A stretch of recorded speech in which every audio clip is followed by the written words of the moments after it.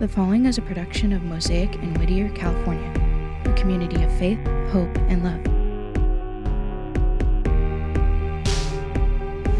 So this morning we're going to take one talk from the series that we're doing on the traveling through the entire Bible. And for those of you who've been here, we looked at the first 5 books of the Bible, and we'll look at the next set of books from Joshua on until we get to the historical books like Kings and Chronicles and Samuel. So if you're not familiar with those set of books, you want to be here for that. And also, just as a reminder, if some of the talks have spoken to you and they were meaningful, if you go to our website by Tuesdays, the video version of that is up, and there are some discussion questions that are been put together to you as a devotional or for further study as well. So there's that. This morning, how many of you, and by the way, I mean, if you are, you aren't. I'm just curious, just to fill the time here. How many of you know it's Valentine's Day this week? Right? This is something you wear. Oh, look at that. You better know. She knows, right? So the rest of you have no clue. You never checked a calendar? This is completely news to you? I think it was like a couple of days after Christmas stuff went down on Valentine's Day. In fact, the only way that I know that Valentine's Day was Target. Right? Target lets you know what season it is. You go to buy toilet paper and they let you know, oh, it's Thanksgiving from the I better get an umbrella toilet paper. It does. I don't know what that means. But I think the rest of you do.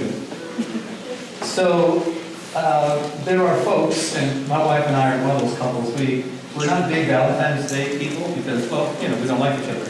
But the other reason is that it always felt like a sense of duty or requirement because, oh, you have to be loving at Valentine's Day, even if you were just arguing the day before, but you have to do it. And so we just made a tacit understanding, a tacit agreement between ourselves that we would not be those people. If you are, that's fantastic. I'm just saying for my wife and I, we're not those people. We feel it's okay to do it before or the day after, but not on that day. Besides, all the restaurants are busy and booked, and it just seems a very, at least for us, an unloving moment, when you're just jostling, you're hating people for lingering at the table, and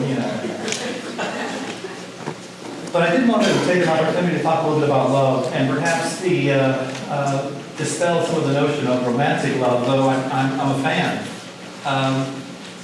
I'm a fan of romantic comedies. I mean, I love romantic comedies. There's always the tension. Oh, is it going to work out? Are they going to get together again? And of course they always do. And then you always think, if these two amazingly beautiful people can't find love, then what hope is there for the rest of us, right? So there's always that. And so we have our own copy of You Got Mail and a few others. So it's a classic that we're supposed to have in regards to romantic comedies. But I'd like to go ahead and put the first slide up here. And this is the talk that we're going to be doing this morning. It's called The Heavy Lifting and Hope of Love. And what I'm going to read to you is a passage from the Bible that is often found in any literature class. You'll come across this passage. If you've ever gone to a wedding, you're going to come across this passage. And I think because it is so familiar that perhaps some of the hard work of it is missed because we have a very romantic version of it. So let me read it to you now. Here's what Paul says to this church of Corinthians. If I speak in the tongues of men or of angels, but do not have love, I am a resounding gong or a clanging cymbal. If I have the gift of prophecy and can fathom all mysteries and all knowledge, and if I have faith that can move mountains but do not have love, I'm nothing. If I give all I possess to the poor and over my body to hardship that I may boast but do not have love, I gain nothing. And this is the part where everybody goes, oh. The bride and groom look at each other and go, oh. When they read this, okay, they read this and love is patient, love is kind. How many of you realize you didn't love your family this morning? That's what love is. I was not involved apparently in any way. It does not envy. It does not envy. It's not envious of other people's success or their benefits. It's always great. Isn't it fantastic when you move into a larger house? It's the best. It's the best. Unless it's your neighbor and your closest friend moving into a larger house and you're still crammed in that one bedroom with 5 kids. It's kind of hard to rejoice with somebody who has success. But love says it's not envious. And it doesn't boast. It's not a bragging type of thing. It's not proud. It doesn't dishonor others. So it doesn't have a consuming component to its relationships. It's not self-seeking. So it's not about love is not about itself only. It's not easily angered. Yikes. There's no love going on the 5, on the 10, on the 405, any freeway. It keeps no record of wrongs. Have you ever had that argument where you bust out 15 years ago?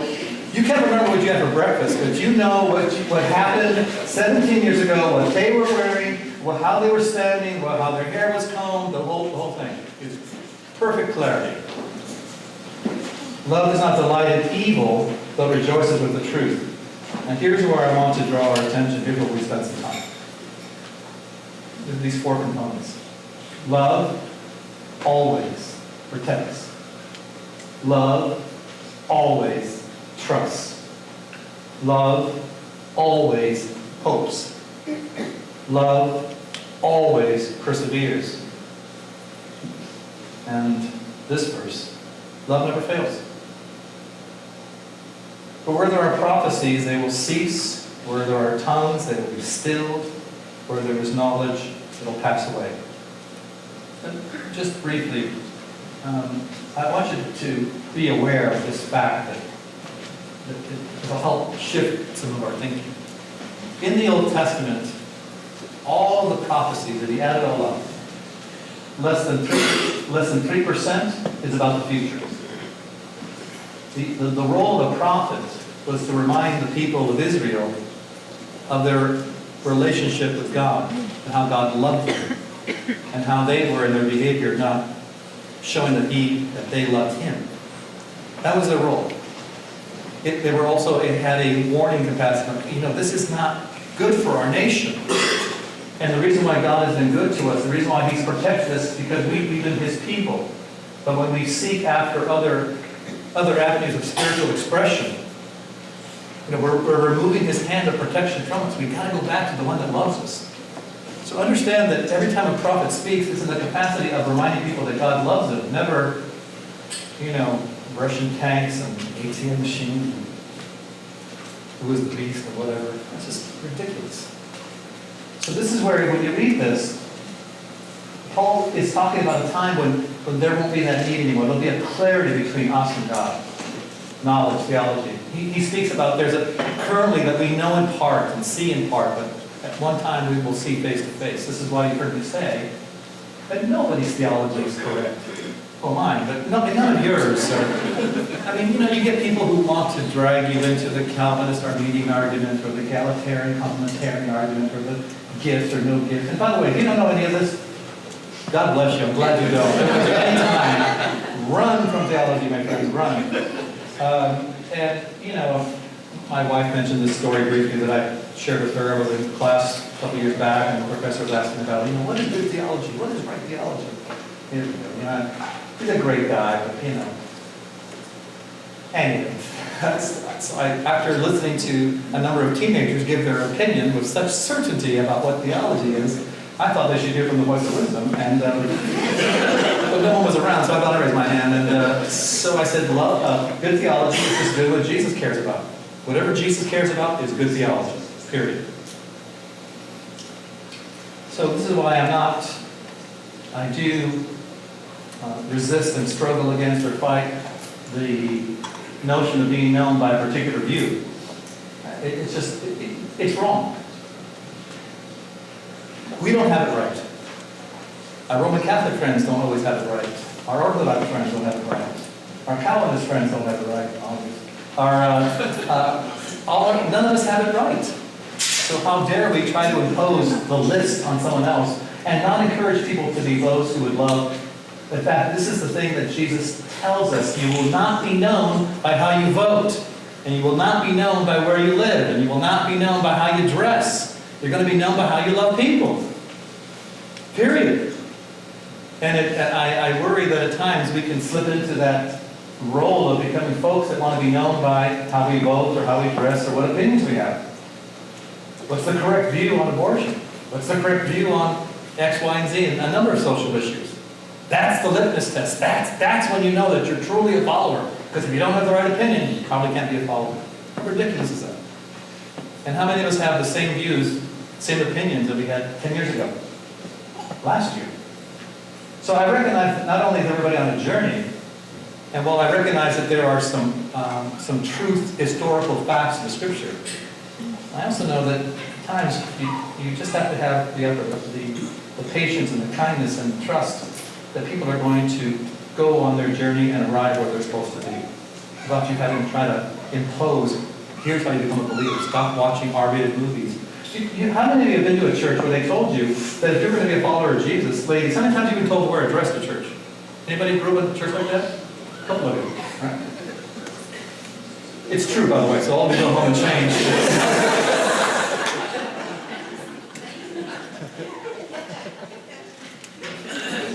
Patrick wearing skinny jeans. What's going on here? Surely I can't be a believer, you know? Aren't you surprised when people find out that, especially if you know good music, or you shop at a nicer store, or you have, I don't know, you're employed, people are surprised that you're a Christian? Yeah.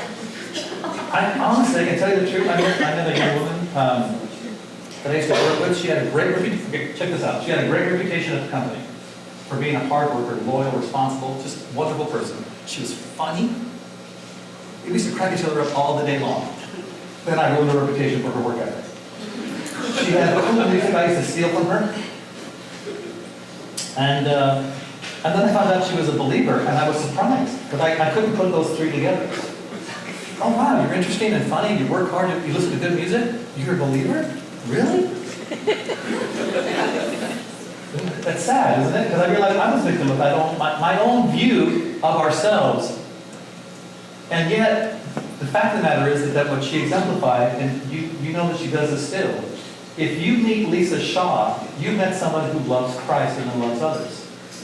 Right? Let's go to the next slide briefly. I want all of us to repeat this together. This is going to be just like class in elementary school. So, what does it always do? Love. Next slide. Always protects.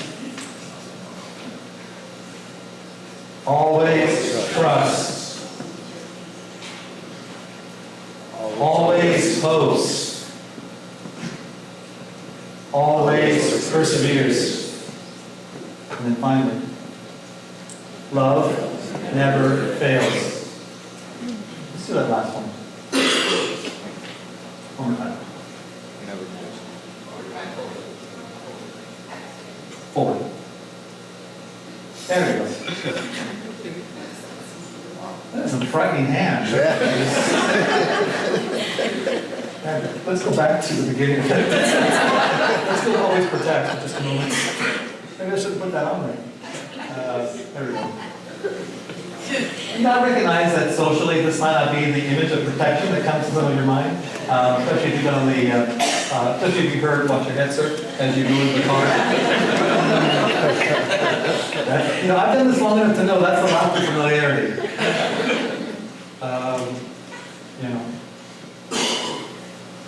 Just recently we had a conversation with a few friends, and a comment was made. It touched the sore spot with me, and I didn't even really know the people well the remark was made that, look, when you love someone, now better yet, when you recognize that God loves you, that He would stand up for you, you begin to incorporate that for others. You know, here at Mosaic, we've often said the phrase that your past is not your future. You don't have to be defined by your past. Your future isn't linked to what you were.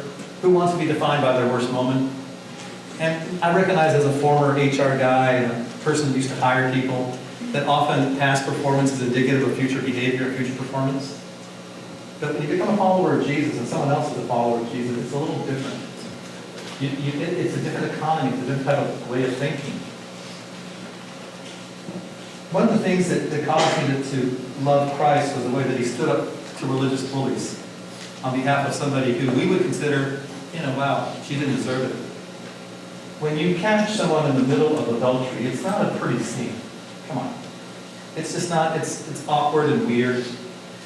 Then you drag this woman out, and whether she was a prostitute, whether she was married herself, whether she was single, whether the man was married, she's the one that gets caught up in this whole mess. The very self-righteous, holy, living by the law, have all their ducks lined up in a row, bring this woman to Jesus and say, according to the law, she should be stoned to death. What say you? And Jesus begins to write on the sand, and we have no idea what he wrote.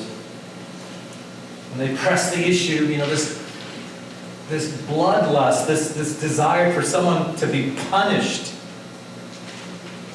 And Jesus points out the thing that he tells us, and he's telling you.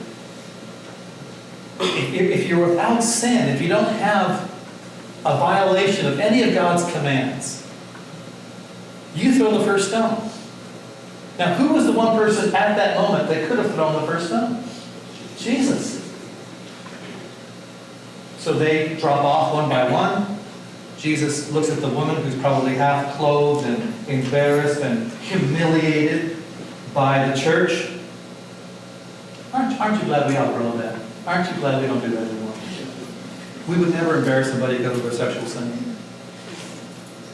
And Jesus stands up for her and says, man, hey, where are the people that would condemn you? And she's just, you come that close to death, I'd imagine your voice is still a little shaky. And she's, there's no one here. And he agrees, you're right. I don't condemn you. Go and sin no more. No, taking his pound of flesh, no warning, no, you better be careful next time. Hey, you're not going to get off this easy next time around. No, none of that. Just go live a healthy life. And what I'm convinced of is that something changed for her because she had experienced, I'm convinced of this, the first time someone just loved her, period, with no conditions, no strings.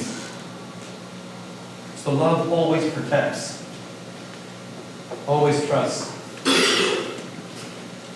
I have an abnormal fear of heights. I stopped wearing heels for that very reason. I didn't like the way they threw my hips forward. Why do I know that?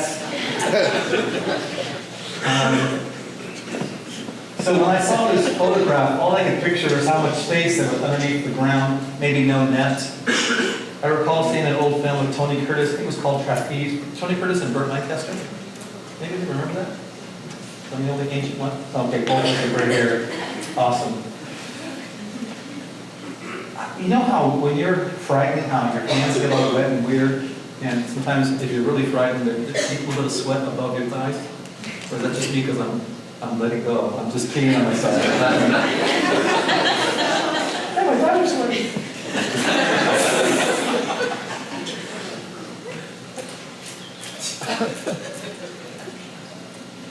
How many of you have the opinion that you can forgive somebody but you don't trust them again?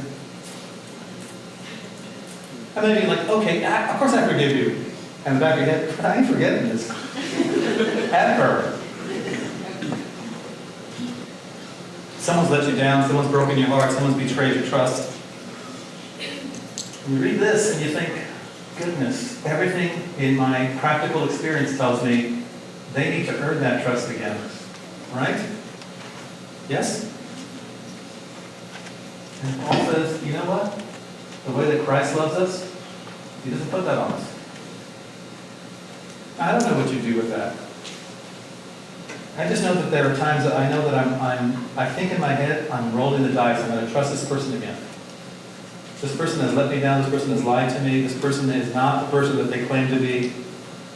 Okay, I'm going to trust them again. And in the back of my mind, I'm expecting them to fail. Now, I don't want to be the guy that says, I told you so, and I think I'm not. But I think I kind of put off that vibe, because it's still here, even though it's not out of my mouth. And so I'll tell someone who screws up again for the millionth time, yeah, it happens. Hey, you went a week about doing something stupid. Trying to celebrate the faithfulness that was there. But wow, there's something that God says, that the way I love you, is a trusting relationship, because love doesn't keep a record, doesn't have a leash. Love requires you to be free. And for love to be loved, the other person has to give it willingly. They cannot have a condition, it can't have a restriction, a leash. And so it has to trust. It has to trust. Hey, listen, if you're in a relationship where you have to check up on the other person, something's wrong, really. If you're not married, why are you in that kind of a relationship? If you're in a relationship where you're erasing your text messages, something's wrong. The history on your Internet Explorer or Safari, whatever you're using, you want something's wrong. There's something that's been broken there. There's a lack of. You're pretending not to know something's wrong, but for the other person to love someone, it always trusts and assumes the best. When I meet people that tell me that, oh, this person's probably going to do this, or they look at a situation, they're probably going to do that, I say, what is wrong with you that you always assume the worst of people?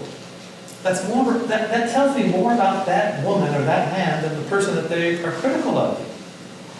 You don't love people as much as you might think you do, or you want to be a good follower of Christ. You are not a loving person if you can look at a situation and assume it's going to go south or off the rails. So make that the litmus test for your spiritual health and vitality. What do you assume of people? And the next one is very close. It always hopes. The other day, there was a mom in our house. She was just mentioning sometimes the challenges that come with raising young adult children, and there are days that it's a white knuckle ride. Any of you who are parents? Yes? Especially when they start driving. So here they are with the capacity to breathe, and they're driving a multi-ton vehicle with flammable fluid in the back, with no navigation device, right? And usually under the influence of something. That's what something is. We all know what this is. Because this will always lead to this maneuver the next day. The five Hispanic club. Yeah, but love always hopes. Always hopes. When people have mentioned that this was the last thing, I can't do it anymore. I can't trust him, I can't believe you're going to be right anymore. Something about, I'm not minimizing your pain, I'm not minimizing your disillusionment, I'm not minimizing any of that. I understand that for what it's worth. But it tells me possibly that you've also lost hope in the power of God and the power of Scripture. When the Pharisees, these religious folks, who were living pretty well on the outside, came to Jesus about a question, and it was one of those questions that was a non-win-win question. Jesus says, your first mistake is that you don't understand the power of God or know the Scriptures. This is why I'm taking us through the Scriptures in this year. I want all of us to get acquainted with the story of the Bible. I just assume that prayer works and that the Scriptures are true. And so that when the Scriptures say that God loves us with an everlasting love, that He says that to my adult children, that He says that to you, He says that to my friends. He says that to people, moms, as much as you love your sons and daughters, it does not compete with the love of God for your kids. As much as you love and maybe have been hurt and brokenhearted over a spouse or a friend who's deeply wounded you, it still doesn't count and compare to the wounding to God's heart over a broken life. This is why I can, and I always think reality is the best teacher anyways. If you want to go do what you think, go do your thing. Go do your thing. Chicken wing. Go do your thing. I'll tell you what I think, but go do your thing. Because I know this. Reality is the best teacher. Reality is the best teacher. And if your thing doesn't work anymore, that's okay. God still loves you. The truth of the Scriptures are still true. And there's always hope and there's always restoration. As I've mentioned to some friends who sometimes are very anxious about the choices that their friends and family members make, is, man, use that as a catalyst to pray. Every time that anxiety rises, use that as a catalyst to pray. And get squared away so that you're back to hope versus hopelessness. And then you'll experience God's love. Always perseveres. Always perseveres. I think the time that folks wish to walk away from their faith or raise their fist to God in anger or are tired. And, you know, there are days it can be tiring. I recognize that the thing that's most important for that person to experience is the love of God for them. I think this is where Paul, when he says, keeping our eyes on Jesus, the author and finisher of our faith, I think this is what Paul understands when come on, the guy has, if you read the traditional descriptions of what he looked like, the guy was horrible, because of all the beatings he took. One historian, describes Paul as unable to stand up straight. Not because of the bones broken, because of all the whippings on his back and the scar tissue that had hardened so that he couldn't do this any longer. What would make a guy who gets beaten to the point of looking at as if he's dead with stones? So you can imagine the dent and maybe a broken tooth or the dislodging of the caving in of an eye cavity. These are people that knew what being stoned to death looked like, and the guy looked dead. To get back up, first of all, I'm thinking, you know how when you're sick in bed and you sit up and there's that rush, that crazy headache that comes? To get up, walk back into that town and start telling people about Christ again, what would do that? Why would you do that? Some of you are thinking, because he'd been hit in the head. No, because you'd be right to a point. But he writes later, it was the love of Christ that compels me. When you have a sense of how people have wronged you more than how God loves you, you have focused incorrectly. Does that mean that you'll never be hurt again? Of course not. Does that mean that folks will not let you down? Of course not. Does that mean sometimes things don't seem to always work out? Of course not. But you're not living in that. You're living in the love of God. And this is why I can say completely, the next one, that love never fails. It always wins. When you don't know what to do, love somebody. When you don't know what to say, celebrate what you can. Let's jump to the black and white photo, the first one. See, I think when we think of loving somebody, we want to have this image in our head.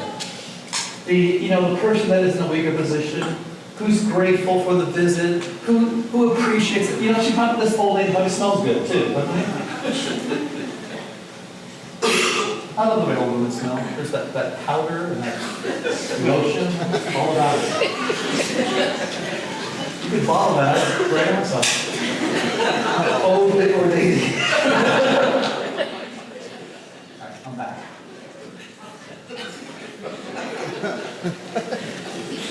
But see, that seems easier to love that lady than this lady.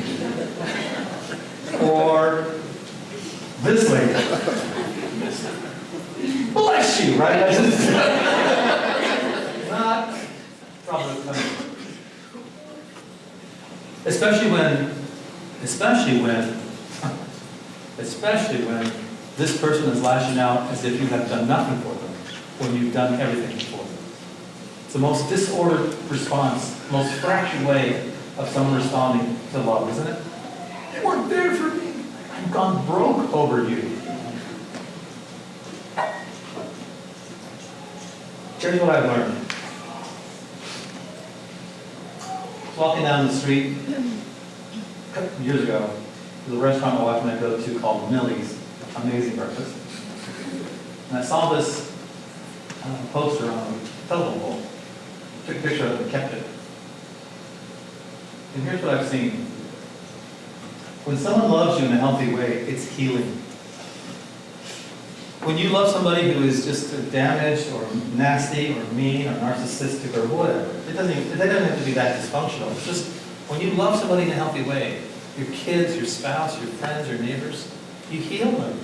should absolutely heal them. But when you do love somebody in a healthy way, for you to do that, you become courageous. Because you can risk having your heart broken over and over and over again. But this is exactly how God said, I love you. It was a shocking revelation 2 decades ago, when I was 3. That God had no other plan but to love us. There was no other option. He wasn't going to show up and he wasn't going to overwhelm us, intimidate us, force us, compel us. I'm just going to love you, and if that doesn't work, then I have nothing.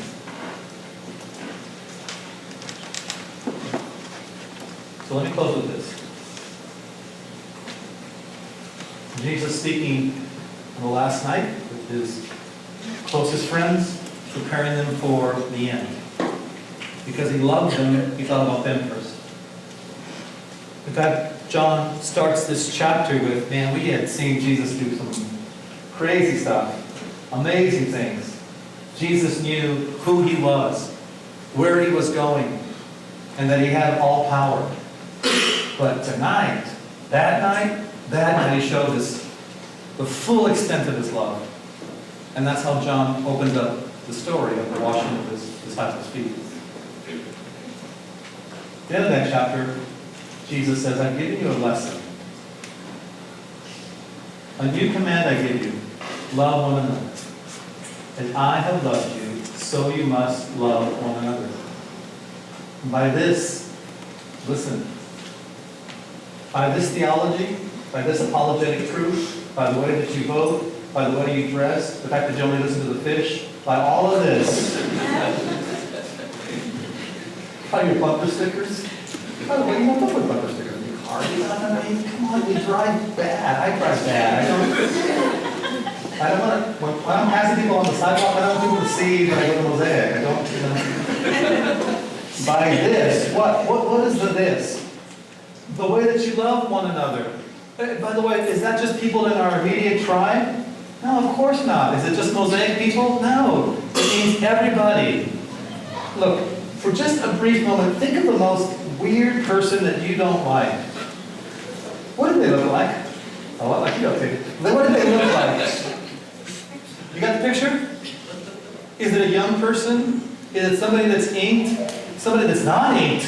How dare they not? I mean, do they listen to do they like Miley Cyrus? What, do they not like Miley Cyrus? Who is that person that you can't stand? But you figure, I will never be friends with you. I want nothing to do with you. I don't hate you. I don't wish you harm. You're zero. I don't even care enough about you to hate you yet. That person? Love one another. Exactly. So what happens when you do that? By that action, by that consistent protecting, trusting, persevering, hoping, by that, everyone will know that you're my disciples if you love one another.